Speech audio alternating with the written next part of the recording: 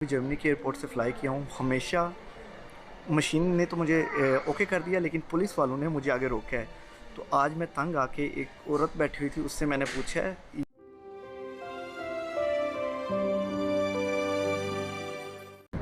अस्सलाम वालेकुम viewers, welcome back to Mansoor टेस्टिक। तो बहुत सारी सैड फीलिंग लेके मैं अपने सफ़र के लिए रवाना हो गया हूँ। घर वालों से मिलते हुए मैं बहुत सैड हुआ हूँ, क्योंकि लेकिन फ्यूचर के लिए इंसान बहुत कुछ करता है। तो इस जॉब अपॉर्चुनिटी के लिए मैंने फ़िलहाल अपने घर वालों को अल्लाह हाफ़िज़ कहा है और मलेशिया के लिए जा रहा हूँ। तो सफ़र में आप लोग मेरे साथ रहें। आपको मैं सफ़र दिखाता हूँ कि मैं फ्रैंकफर्ट एयरपोर्ट से कैसे सिंगापुर एयरपोर्ट में जाऊँगा और सिंगापुर एयरपोर्ट से होते हुए मलेशिया पहुँचेंगे पेनांग में, जो मेरी फ़ाइनल डेस्टिनेशन होगी। तो फ्रैंकफर्ट एयरपोर्ट के बारे में मैंने आपको व्लॉग पहले शेयर किया, जहाँ पे मैंने पाकिस्तान ट्रैवल किया था। अगर किसी ने अभी तक नहीं देखा तो वो ऊपर मैं लिंक शेयर करूँगा, वो देखें। तो हम जर्मनी की आउटोबान में हैं, जर्मनी की मोटरवे में हैं। अगर आपने इसका व्लॉग भी नहीं देखा तो वो भी लाजमी देखें, उसके बारे में भी मैंने बहुत अच्छा व्लॉग बनाया हुआ है। दोस्तों, आप लोगों के लिए एक मशवरा है, शायद बहुत से लोग इस चीज़ को जानते हों, लेकिन मैंने ये चीज़ फ़र्स्ट टाइम की है। यहाँ से आप गाड़ी रेंट कर सकते हैं, जैसा कि आप सबको पता है।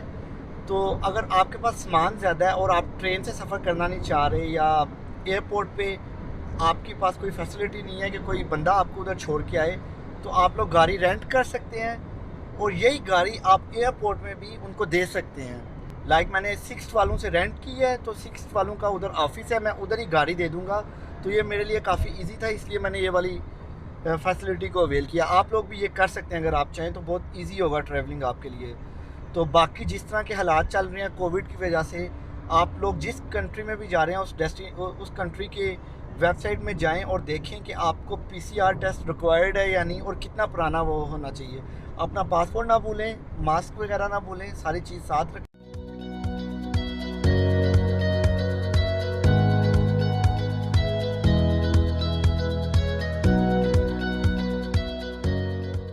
तो व्यूवर्स, बोर्डिंग मेरी हो गई है, चेक इन भी मेरी हो गई है। तो हम लोग वेट कर रहे हैं अब इधर गेट ओपन होने का, तो अंदर जाएंगे।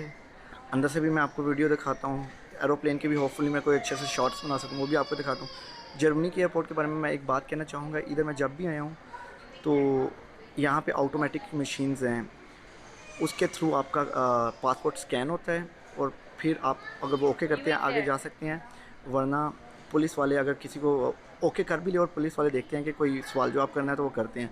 तो मैं जब भी इधर से 5-6 दफ़ा फ़्लाई किया, मैंने जब भी इधर से फ़्लाई किया तो पुलिस वाले मेरा ओके होने के बावजूद मुझसे सवाल जवाब करते हैं। तो आज मैंने तंग आके, एक औरत बैठी हुई थी, उससे पूछा है कि क्या वजह है कि हमेशा जब भी मैं जाता हूँ आप लोग मेरी मशीन ओके भी कर देती है और आप लोग फिर सवाल जवाब मुझसे करते हो। तो वो कहती है आपका लास्ट नेम जो है वो अहमद है, अहमद की वजह से वो जब लास्ट नेम मशीन उनके सर्च इंजन में आता है तो काफ़ी ज़्यादा गलत रिकॉर्ड आ जाता है कि जिन लोगों ने क्रिमिनल डाटा है अहमद के नाम से, लास्ट नेम से। तो इस वजह से हम आपसे सवाल जवाब करते हैं। खैर, मैंने उससे बड़े अच्छे बिहेवियर से, रूड होकर नहीं, बड़े अच्छे तरीके से कहा, उसने भी अच्छे तरीके से एक्सप्लेन किया। लेकिन ये कोई लॉजिक नहीं बनती कि आपका लास्ट नेम अहमद है और उसके आप लोग सर्च इंजन में सारा सर्च करो ना, आप देख रहे हो पासपोर्ट में कि फ़र्स्ट नेम भी लिखा हुआ है, डेट ऑफ बर्थ भी लिखी हुई है, सब कुछ लिखा हुआ है। तो ये चीज़ रसिस्मस में आती है, ये नहीं होनी चाहिए। मैंने काफ़ी दफ़ा ये इशू किया है। आप लोगों ने भी अगर इस तरह की कोई चीज़ फेस किया है तो लाजमी आप कमेंट में बताइएगा। तो बाकी ये चीज़ नहीं होनी चाहिए। तो बाकी अंदर पहुंच के मैं आप लोगों को सारी चीज़ें दिखाता हूँ।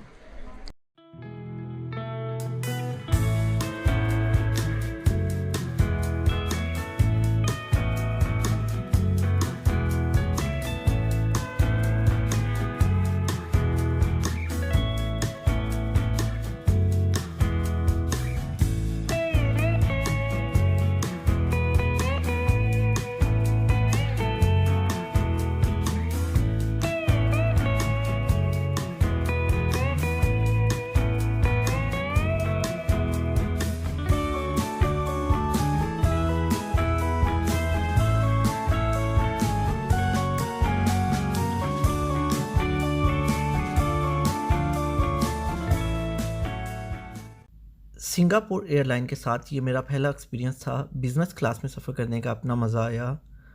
इन्होंने लंच डिनर सर्व किया जो कि बहुत अच्छा था। इनका ट्रेडिशनल खाना था, लेकिन बहुत मज़ा आया। इनकी सर्विस बहुत अच्छी थी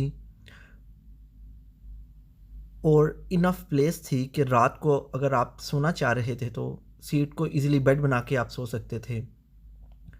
इनके पास इंटरटेनमेंट की सारी फैसिलिटी मौजूद थी। मूवीज़ देखते देखते रात कैसी गुजरी पता नहीं चला और सुबह का वक्त हो गया। सुबह का नज़ारा बहुत ही पुरकशिश और दिल अजीज़ था।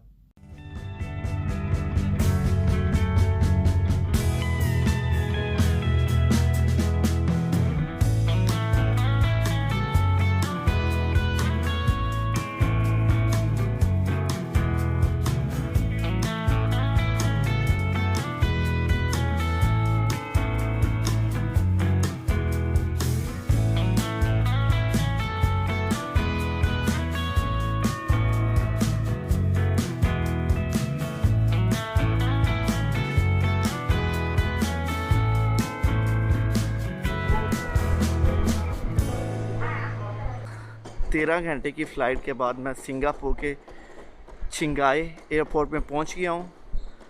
तो काफ़ी हालत ख़राब हुई हुई है, थके हुए हैं। अब 2 घंटे की ब्रेक होनी है और उसके बाद फिर मैं आगे अपना जो सा फाइनल डेस्टिनेशन है उसकी तरफ जाऊंगा। पेनांग जाऊंगा जहां पे मैंने 1 हफ़्ता करंटीन करना है। तो उसके बाद इंशाअल्लाह ताला मैं कंपनी को ज्वाइन करूंगा। तो ये एयरपोर्ट काफ़ी अच्छा लग रहा है। इसकी बहुत सी चीज़ें जो दिखाने वाली हैं। अभी एक बंदे से मेरा रब्ता हुआ है, उससे मैंने करेंसी एक्सचेंज करवानी थी मलेशिया की। तो उसने मुझे कुछ टिप्स दी हैं, वो मैं आप लोगों के साथ शेयर करता हूँ। मैं असल में वो करेंसी एक्सचेंज करवा रहा था उधर ही जर्मनी में। तो जर्मनी में मुझे 1 यूरो के 3.7 रिंगट मिल रहे थे। तो मैंने उधर से नहीं करवाई, मुझे पता था कि वो कम दे रहे हैं। अब मैंने सिंगापुर से पूछा, सिंगापुर से मुझे 1 यूरोस के 4.75 रिंगट मिल रहे हैं। तो लेकिन उस बंदे ने मुझे मशवरा दिया कि मैं जाकर मलेशिया डायरेक्ट एयरपोर्ट में करवाऊँ, वहाँ पे मुझे रेट ज़्यादा मिलेगा। तो हम उधर जाके जाएंगे। बंदा तो बड़ा अच्छा था, वो सेल भी कर सकता था अपने, लेकिन उसने नहीं किया। तो ये देखें मेरी बैक साइड में आप देख सकते हैं, अगर आप ब्रांड पसंद करते हैं तो लुई विटॉन की शॉप्स वगैरह हैं वहाँ पे।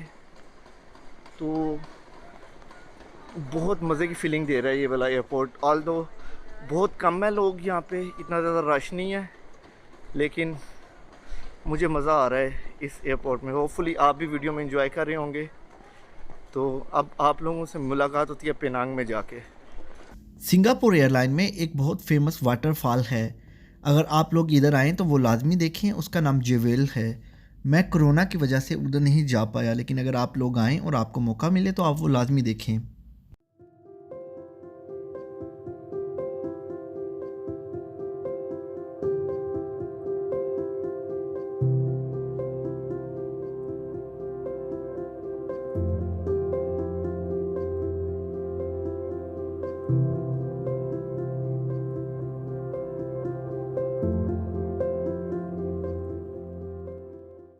तो दोस्तों ज़लालत की इंतहा हो गई है। मैं तकरीबन इधर 3 घंटे से हूँ एयरपोर्ट में। काफ़ी ज़्यादा इन्होंने डॉक्यूमेंटेशन फिल करवाई है और उसके बाद इन्होंने मेरा कोविड टेस्ट दोबारा किया है। अभी मैं जर्मनी से करवा के आया हूँ और इतना बुरा कोविड टेस्ट, जर्मनी में ऐसा कोविड टेस्ट नहीं होता जैसा इधर हुआ है। काफ़ी इंतज़ार करवाने के बाद हम लोगों को अपना लगेज मिल गया। लगेज मिलने के बाद इन लोगों ने हमें ग्रुप में क्वारंटीन होटल शिफ्ट किया और जो ये शिफ्टिंग का प्रोसेस था इनकी गवर्नमेंट की तरफ से था। उस प्रोसेस को देखते हुए हमें पाकिस्तानी सफ़र याद आया।